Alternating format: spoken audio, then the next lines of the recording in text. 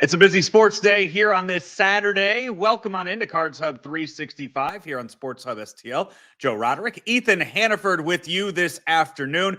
Cardinals just wrap up another victory in spring training over the Washington Nationals.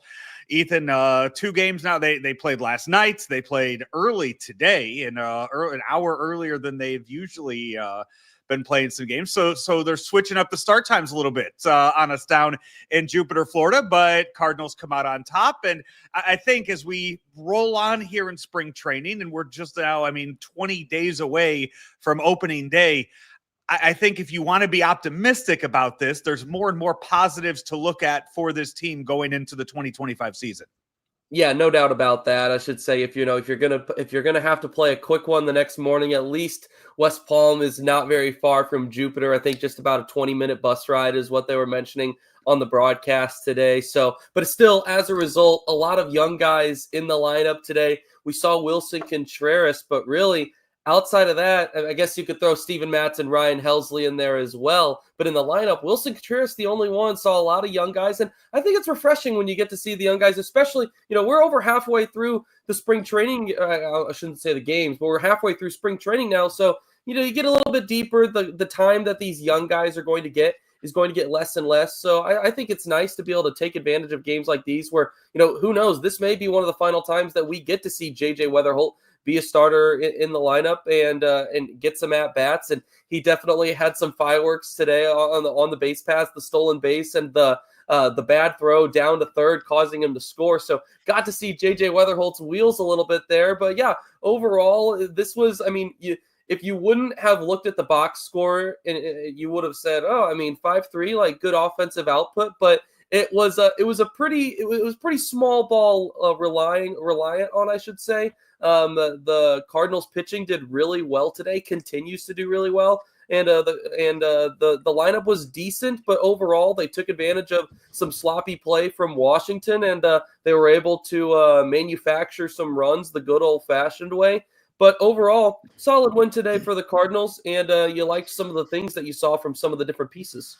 Apologies to J.J. Weatherholt. Wasn't familiar with his speed on the bases when they drafted him. All the talk was about the bat and the versatility in the field, but has swiped a few now in Jupiter. Also third on the team in runs scored so far in the spring. Not sure if that's one to brag about given how few runs have been scored overall by the Cardinals, but it's been nothing but positive things out of the number one prospect in the Cardinals organization, number 30th in all of MLB.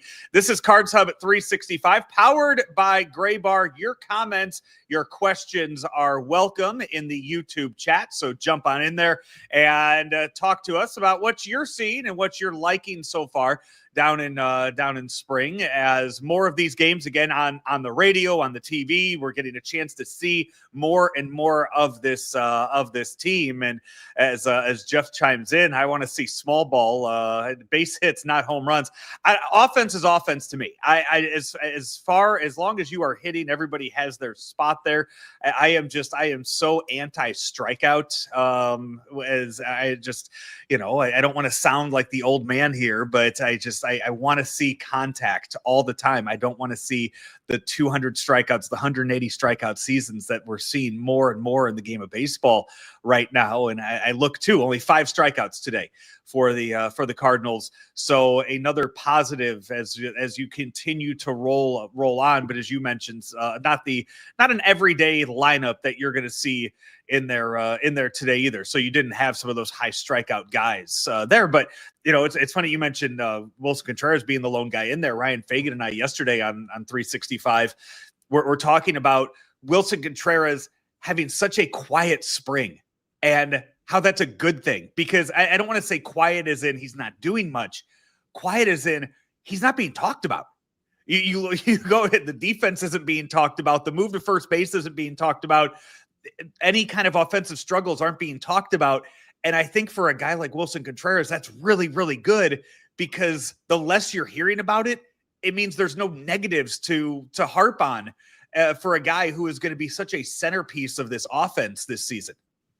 100%. I mean, and I'll say this, just harping on the offense for a second, maybe people should be talking about it a little bit more, because so far this spring, he's 7 for 17 with 2 extra base hits, one of them being a home run. So obviously, I refuse to bring up the batting average this early. If we're talking 17 at-bats during the regular season, that is 4 games. So I refuse to bring up the batting average at this point, really, in the spring. But 7 for 17, he's looked good at the plate.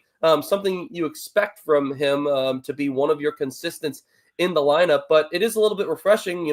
There has been, I think, people are starting to have a few more concerns about the offense. So where's this?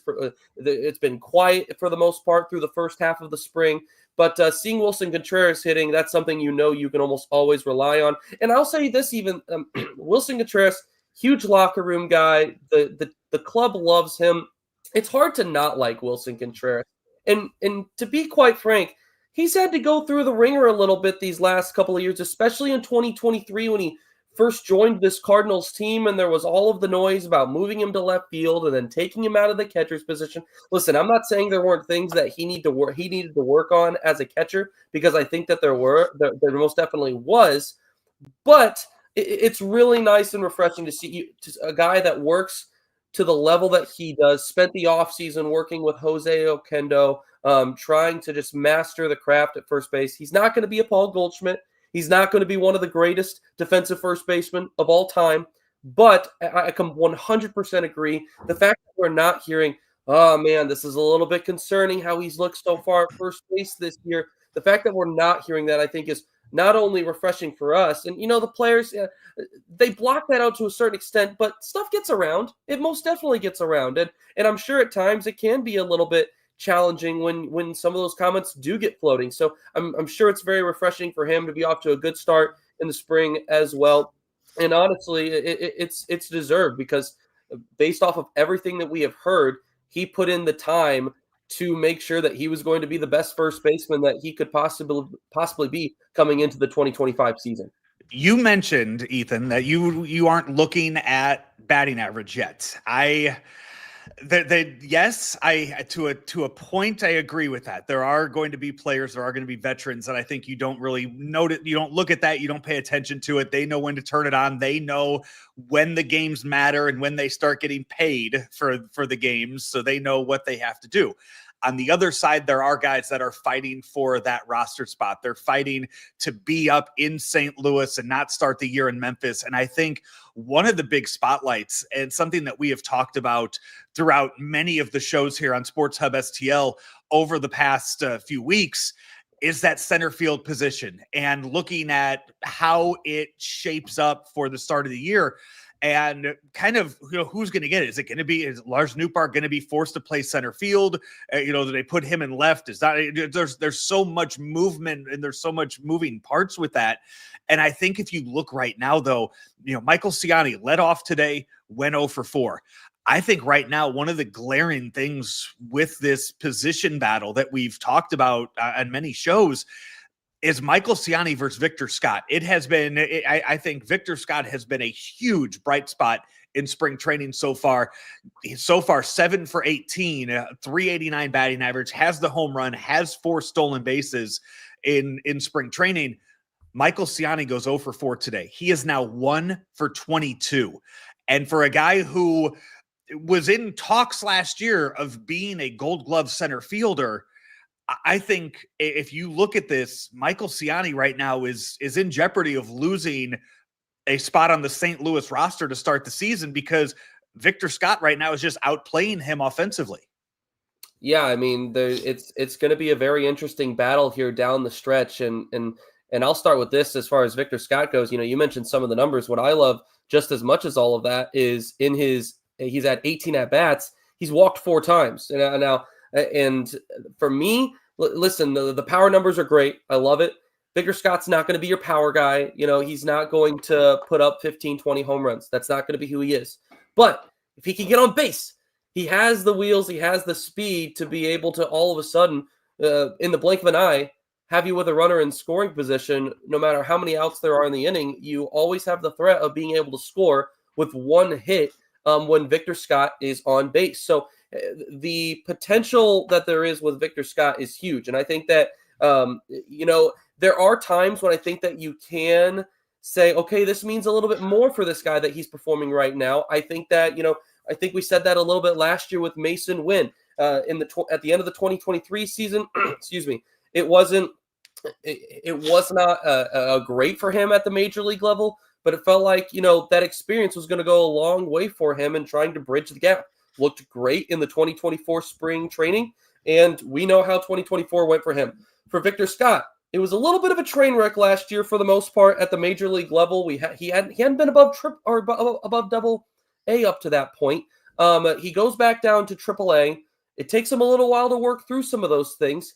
But then when he comes back up to the major leagues, he looked really good in that final, I think it was 15, 20 games, whatever it was. And that's really we've seen that so many times over. I mean, the history of baseball, 100%. You have seen that. It's not a Cardinal thing. It's not, right. In the history of baseball, if you look at some of the greatest players that we have seen in any era, they have come up and they have been bad and they go back down. Yeah. And then they come up again, and then they go on to multiple all-star appearances, Hall of Fame careers. Again, that's not what I'm saying for Victor Scott, but what I'm saying is that we have seen it so many times, right. That it does take.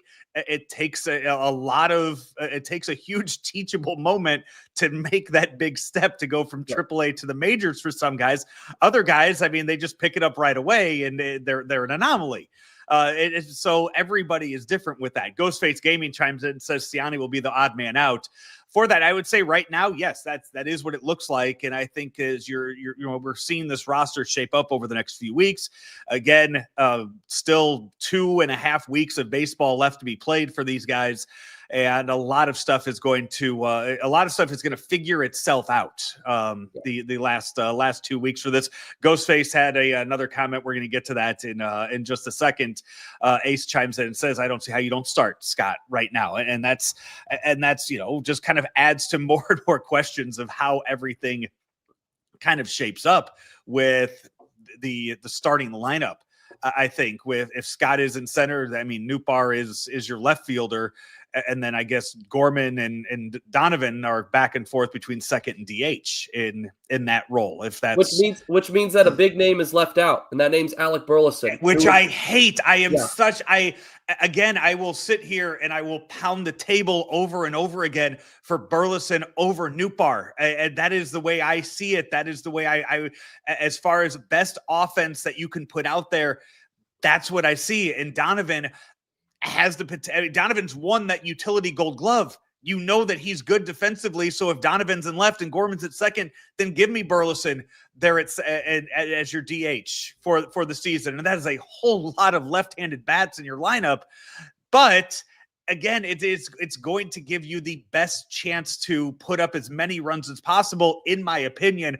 I know the Cardinals and I know many other people think that Nootbaar's offense is just so far above, and he is that middle of the order guy. But I think that's going to be one of those situations where if Burleson starts off on the bench, if Burleson is your 10th man and kind of rotating in and only getting 4 starts a week, I think by June, it's going to be a case where he's going to find himself right back in there, number 2 in the order, and just putting up good, consistent offensive numbers. And you go, man, what if we would have had that in there every day in April and May? And this is why and this might be surprising, but this is why I expect for Victor Scott to start the year in AAA as of now. That's why I expect this, is that there's no way that Victor Scott is going to be your 4th outfielder. He's going to be playing every day, whether it's in St. Louis or if it's in Memphis. But he's hitting so well. The problem is that you just have such a loaded situation already when you don't even consider him. Obviously there's a downgrade in center field if Nootbaar is there. We know that they tried that last year, and there was not a long leash for Lars Nootbaar playing center field, and it came to the point where Ollie Marmol would get asked about it, and it was a very quick, no, that's not an option. That's not going to happen. And it's tough because this is a year that they've talked about is a year for developing guys. This is what they want that to be. They want it to be that youth movement, but you're also simultaneously stuck in this situation where you weren't able to do what you want to do to do this offseason. You weren't able to trade away Nolan Arenado. You were stuck in the no trade clauses with Wilson Contreras, with Sonny Gray. And now all of a sudden you have this really tough situation where Jordan Walker's going to be everyday right fielder. He's going to play every day. And you know that you have some great pieces in Alec Burleson, Lars Nootbaar. There's a lot of good underlying stats. The problem that I have with him is, one, as great as his plate discipline is, I don't think he swings enough. And I would tack on with that, he has to be able to stay healthy. If he can't stay healthy, then it doesn't matter, because while there are some great, I think that the underlying stats show that he can put it all together. But if he's not going to stay healthy, then why is he all of a sudden earned a spot? So I think it's a great question that you bring up. Should Nootbaar be the guy that's playing every day? If Nootbaar can stay healthy for a full season, I think the Cardinals are going to see what they could potentially have in him. But at this point, up to this point, that's been an if, because he hasn't been able to do so. And that's a tough thing. Rob bringing up another interesting question, and his question, it says, my question and concern is Gorman. If he's not hitting, you have to send him down, don't you, to keep Burley here? I don't think there's any, and I think that's misguided, his thought right there, because I don't think there's any discussion saying that Burleson will be in Memphis. Burleson is on the team. Right. It's how many at-bats he gets, how many starts he gets a week, where Right. I think he's a guy that starts 5-6 days a week, and I think he's an everyday in your lineup guy, and I think that's where maybe Rob is misguided or maybe confused by what we're saying. There is no doubt in my mind Burleson is 100% on this team. There is no doubt he's not in St. Louis on opening day. I just want him to be in the lineup and a more consistent part of the lineup than I think they view him right now. My concern with Nolan Gorman is, we know that he had the AAA stint last year. We know that he was completely lost at times during the 2024 season while he's up with the big league club. At this point, what is sending him down to AAA going to do? What else can he possibly critique or learn or work on that is going to make him better at the major league level? We've seen the potential. We've seen the ability. We know that it's there. But this is a guy, for me, unless, the strikeout rate is just, through the roof once again. If we're like at 35% or something ridiculous, 33% again, this is a guy that you have to give, in my opinion, the runway to figure it out. Because for me, this is a big season for Nolan Gorman. I'm not saying that you're completely done with him if this year doesn't work out, but there's guys knocking on the door consistently. And if this year doesn't work out for Nolan Gorman, then I feel like there's a danger, there's a chance that he could get left behind to a certain extent. I don't know exactly how the Cardinals handle him. All I know is that last year it very much so felt like the numbers didn't continue to. They didn't get. We saw it was the same thing when he got to AAA last year. Strikeouts and home runs. That's really the player that he is. I'm not sure how you fix that issue with Nolan Gorman, if I'm being quite honest. And if you're not going to fix it, you just have to figure out how it's going to work in your lineup. If you think that he is capable of getting to 30, 35, 40 home runs, if you give him enough at-bats, then you go with it. And then you make it a part of your offense. But if he's not getting to 30, Randy Carricker brought it up, I think it was early this week, or was it late last week, comparing him to Kyle Schwarber. If that's what he's going to be, then you figure out a way to make that work in your lineup. If he's got to get there first, he's got to get there first. It's a long ways away from Kyle Schwarber. Obviously the power. Schwarber is. What's he averaged over the last 5 years? Probably close to 40 home runs, if not that. But the other thing that people forget about Kyle Schwarber, yes, he strikes out, but he walks a ton. And Nolan Gorman does not have good plate discipline. Obviously strikes out a lot, but the vision at the plate is just not good. The walk rate compared in 2024 and 2023, when Gorman had a better season, is still not close to what Kyle Schwarber has been putting up. So I say all that to say, if Nolan Gorman can be anything close to what Kyle Schwarber is, praise be to God. That would be amazing. But there's a lot of work to do and a long way to go for us to be having even that conversation of putting them anywhere near in the same ranks. Nolan Gorman right now in the spring, 1 walk. 1 walk, yeah. One walk. Yikes. Maybe he's just seeing a whole lot of strikes. Maybe that's yeah. It's nine tough. Strikeouts, one walk. So it's tough because spring training is a time where at least early in the spring, these guys are working on stuff. They're trying to critique things. No one ever panicked when Paul Goldschmidt had a terrible spring or Nolan Arenado had a terrible spring. And why is that? Because they had the track record. Nolan Gorman doesn't have that track record. So, I mean, it's a little bit of a different story. It's understandable why people are concerned.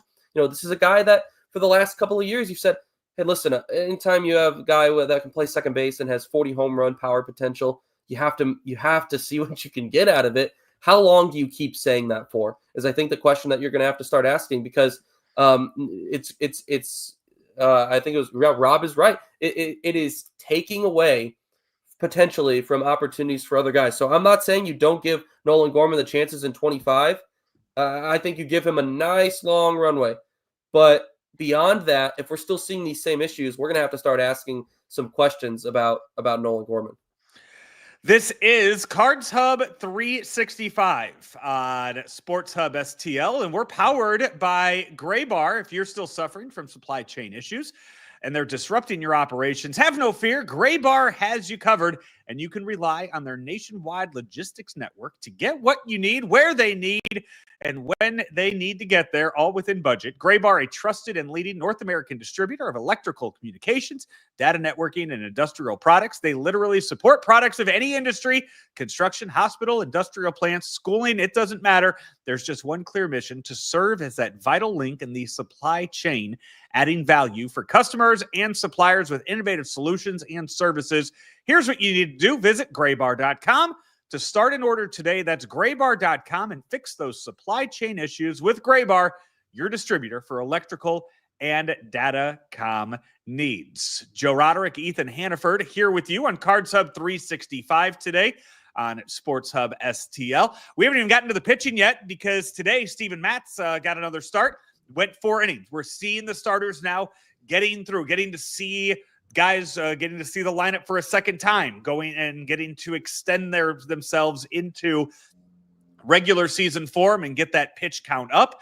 Steven Matz looked really good today in those 4 innings that he pitched, and doing so, 5 hits allowed, 2 earned runs, with 3 strikeouts on the day. I don't have a total pitch number for him. I don't know if you saw that somewhere with how many he threw. The last I saw during his final inning of work, he had crossed over 50. Okay. They did not put it. It was not on MLB.com. They were not keeping track of it outside of on the game broadcast today. Which they can't. Yeah, they don't keep track of it at West Palm with the technology they have there. Mm-hmm. So you don't get to see the total numbers for that. Right. So but crossed over 50. And I'll say this too. I mean, Steven Matz, I thought today looked really good. It was 5 hits in 4 innings. Usually it's but it was a lot of soft contact.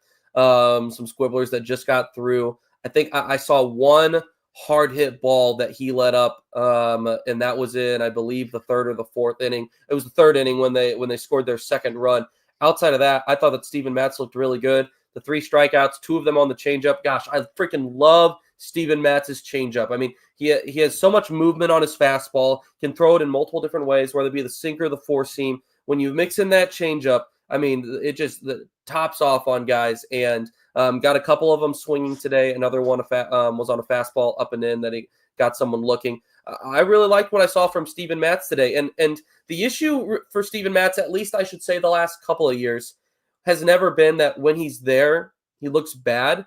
The issue is when he's there, because the injuries have been a thing for him. And listen, Ollie Marmol's going to have some tough decisions to make, both in the rotation and in the lineup. Listen, if you're a manager, I have to imagine you love having to have a difficult decisions to make like that, because guys are earning opportunities. But this is going to be interesting how he handles this, because this Steven Matz today, if this is the continued version of Steven Matz that we get, listen, I know it's early in spring, some young guys, early day. Keep that in consideration.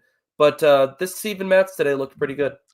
Yeah, you look at last year. Look at last year opening the opening day roster, the opening day rotation. Zach Thompson was your 5th starter last year because of injuries. If they stay healthy this year and you're going into the season with Michael McGreevy in AAA, that's a much better situation for you as an organization, because that means everybody's healthy, and that means the 5 guys in front of him are throwing well, to where you look at that and you say, hey, look, we can give him a start or 2 down there and figure out where he fits in to the main roster, because Michael McGreevy is throwing really well right now too. I mean, you have 6 starters plus Libator, if you want to throw that in there right now. I mean, you have 7 guys that could start for you and be in your opening day starting rotation that are healthy at this very moment. To me, that's a good sign. And that's something that again, it's much better than what the alternative could be. Yeah, I mean, that's a fair point. It's a tough spot right now, as far as what do you do with Michael McGreevy and Steven Matz. We know that Andre Palante is going to. I want to say we know that Andre Palante is going to be in the rotation to start off the year. If he's not, then there's an issue. But you have this tough situation where you want to be getting these young guys some work in, but there's not really room for them. And Steven Matz, like we mentioned, while he has looked very good, this is a guy that also looked good in the bullpen at times when he's gotten there. I think his stuff, honestly, has played at better in his time with the Cardinals in the bullpen than it has. That's too many lefties, though, right? I mean, that's too many lefties in the bullpen. If you look at, because that's JoJo, that's King, that's Libator, and then Matt's in there too. That's too many. That's where you get into the next concern, is that, like, while he has looked good in the bullpen, I don't even know if you'd say there's room for him. This was one of the best bullpens in baseball last year. Yes, they're they lost Andrew Kittredge, who's going to be a big loss. They're going to have to fill in for him, but there's not really room from this is what worked for the Cardinals last year. They have their lefties figured out. So it's kind of like this, what do you do with Steven Matz, which makes you question kind of, I'm very curious as to what the approach was this offseason with some of these veteran starters that the Cardinals had, knowing that you were trying to focus more on shifting to getting some of these younger guys opportunities. But was there just not a market for a Steven Matz? Was there just not a market for an Erick Fedde? I find it hard to believe that there wasn't a market for Erick Fedde, who has one of the team-friendliest contracts in all of baseball. But again, there's the rumors of them wanting to move him, and then I think there's the actual logistics. I mean, the actual reality of wanting to move. I mean, if you look at it, and we just mentioned the fact that you had Zach Thompson in your rotation last year, and that wasn't an ideal way to start the season. Do you want to trade away a guy that you know is going to be a solid starter for you, possibly your number 2, and then end up having things unravel and having things go bad to where you're looking at it again, you're going, God, who do we, you don't want the worst case scenario, I think right now, is having Libator and McGreevy in your opening day rotation, because that means a lot of other things have gone bad and you've traded away some guys. You need to have, 20 arms in your system that are major league ready. I think giving away one of the top ones at that price too, at what his contract is something. I think the rumors are out there. I don't think the willingness of the organization to trade him away is there right now, because again, what are you getting back for Erick Fedde in spring training? You look at, like, last year around this time is when Dylan Cease was traded, and Dylan Cease brought back a huge haul. The Padres gave the White Sox so much when they traded Dylan Cease away last year in the middle of spring training. Erick Fedde's not bringing in a Dylan Cease-like haul. But if you're out of it at the trade deadline and Erick Fedde is there having a good season and can help a team in contention and become their, number 3, number 2, you're getting back a much better prospect than I think you would be in March. Right. No, I do agree with that. And I'm not even talking necessarily about them trading Erick Fedde right now. This is more so just throughout the offseason, as the offseason went on, when John Mozeliak was talking about, this is what we want this season to be. We want young guys to get opportunities. What was I'm curious as to what that looked like for them, if they were trying to shop him, if there just wasn't a market for him out there. but not necessarily saying trade him right now. And in my opinion, while that it's good and all, you do want to have those major league arms, and I think the Cardinals are in a better spot this year as far as having the depth for their major league rotation, and having some guys stocked away in AAA this year. I mean, last year Matthew Liberatore had to make some spot starts because of injuries when he was pitching out of the bullpen, and he'd have to give you 3 innings because there was quite literally no arms that the organization felt like they were in a good spot to where they could say, yeah, this guy's in AAA. We're going to give him an opportunity to get a start in, because they didn't feel confident about him being able to help them win. I don't think the Cardinals are in that situation this year. I think it's taken a step in a better direction. My mindset is not that you always want to win. You always want to go for winning, but is having Eric Fedde on your ball club, is having Steven Matz on your ball club going to help you for the future? Is having them get those starts when Michael McGreevy could be getting those starts, or Gordon Graceffo could be getting those starts, is that helping you for the future? And I think that's kind of where my question comes in. And this is the thing what we talked about, is I think originally this kind of was the mindset for the season, but then all of a sudden when you're not able to trade away some of these guys that you thought you were going to be able to, I almost wonder if there was like a mid-off-season shift as to how they were approaching the season that they just never really communicated with everyone.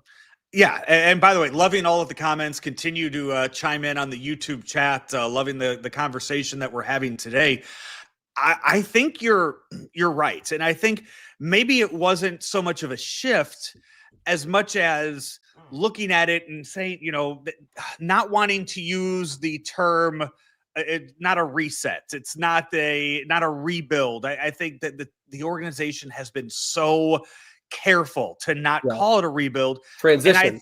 And I don't think they want to do it either. I just think the thought of a rebuild, the thought of having 100 losses and empty stands, is just something that this organization doesn't want to risk, doesn't want to have to go through, and just never wants to think. And maybe when you do have Sonny Gray and Wilson Contreras say, no, we don't want to be traded, and not being able to find what you want out of Nolan Arenado and him declining the one trade you thought you had, maybe that's when you look at it and you go, okay, can the guys we have in place, can they get us to 86 wins? Can they though? Can't. And that's what I think. That's what I'm saying. What if that's the organization? If you look at it and you say, if things go right, this team, is this an above 500 team? Okay, if it's above 500, is it 82? All right, can you find me 4 more? If this bullpen's good, can they hold on the leads? Can you get me to 86? If you get to 86, can I talk myself into a possible wild card team? And then I just think if you're optimistic of it and you want to start looking at it from that standpoint, you just start, okay, can I find wins? Can I find 4 more wins? Okay, if I find those 4 more, can I find 2 more? Then I'm at 88. And I'm just, if you're trying to talk yourself into being a wild card team and just looking at what you have, is that the mindset of the organization, instead of saying, hey, you know what, we're going to sell everybody, we're going to be sellers, and we're going to end up with 95 losses? And look at it the other way and say, okay, how can I find these wins to make us exciting this year? And there's a lot of what ifs on this team that gets you there. Yeah, no doubt about that. And I think if the Cardinals are going to want to find a way to add those extra wins this year, in my opinion, it's going to have to be your young guys that take that step up. I mean, I expect for Nolan Arenado to have somewhat of a bounce back year. I don't think that what we saw from Nolan Arenado offensively last year is what we will see from him the rest of his career. I'm not saying in the latter years that couldn't be what he is, but I don't expect, based off of the work we've seen that he put in this offseason, how much we've heard about him being highly motivated, I highly doubt that what we saw from Nolan Arenado last year is what we get from him. You hope that you have a healthy Wilson Contreras. I mean, the only bat you really lost was Paul Goldschmidt, and while he was better in the second half, he still wasn't really a great piece for you last year. It's really going to come down to, what can Jordan Walker be? What can Lars Nootbaar stay healthy? Can Mason Wynn put it together again? Can Nolan Gorman figure it out? Because if that's the case, if these guys start, carrying a little bit of water for this team, all of a sudden, maybe the direction is a little bit different. And those are fair questions to ask. But at the same time, that also, could put a pressure on the team to say, I want Jordan Walker to be able to, if he is batting .220 for the first month of the year, the club not say, we may have to be looking at, we may need to start putting Nootbaar back and right, and then maybe we're figuring something else out with Walker right now. No, I want Nolan Gorman. I want Jordan Walker. I want these guys to have as much runway as possible to be able to figure it out. Part of the game is slumping and figuring out how to get out of slumps. And if the Cardinals don't give those guys the opportunity to do that, then we're not gonna figure anything else out about these young guys that they say they want to be huge parts of the organization. And my only concern is if you're pursuing sneaking into the wild card with a roster that is no better than it was last year, that won 83 games, all of a sudden, are we talking about prioritizing now Lars Nootbaar is going to play right. Now we're going to take away those opportunities from those young guys because we want to give it a shot this year. And that's like my concern about where this could go if the mindset that you said is what the organization has. Yeah, and Rob said, we're a little worried about a sophomore slump for Wynn. I think you saw last year in the American League, you saw the sophomore seasons from Bobby Witt and from Gunnar Henderson. They were both MVP candidates. Yeah, I guess they were okay. Yeah, that's my hey. I'm sorry to put all of this these high expectations on Mason Wynn, but that's how I'm looking at it this year. That's what I want to see. I want to see him take that step to be named up there with those top shortstops in all of baseball. I want him to. I want us to forget the name of Elly De La Cruz this year in the NL Central and look at hey. We missed out. We forgot about Mason Wynn. Nope, that's our shortstop. You look at all the other great shortstops in the National League and all of baseball, really, that you just want to look just in the National League. There's a ton of great names at that position.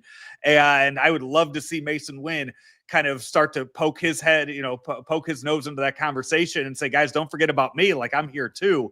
And I think last year he's up there. He's as talented as those guys, but he didn't get the notoriety that those guys did last year, and I'm really hoping that he does this season.